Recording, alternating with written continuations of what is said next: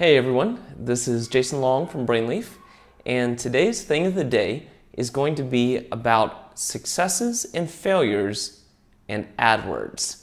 So, the most successful AdWords campaign I ever ran was for a blueberry farm. It was actually my farm.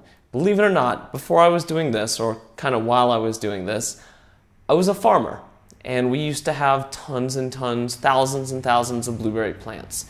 And when we got ready to sell one year, somebody got the bright idea that we should run an AdWords campaign. It was probably me.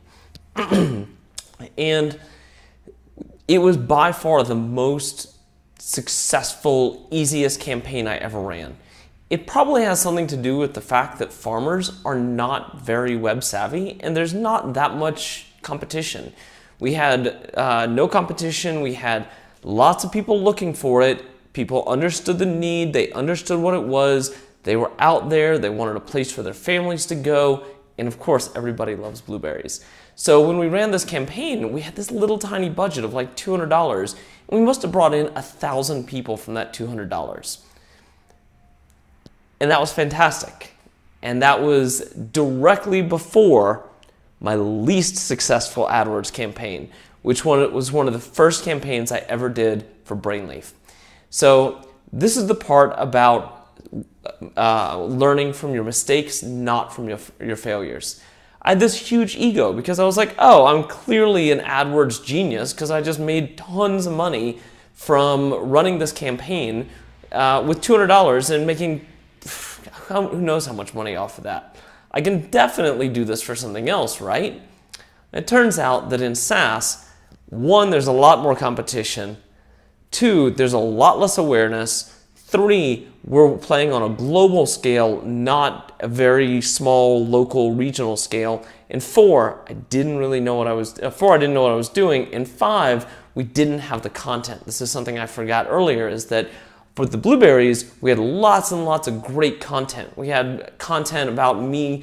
We had a video of me like screaming like a little girl running across a field while I was working with the bees, and the bees started stinging me, and they weren't bad bees, by the way. They were nice bees. They just didn't like me messing around with them.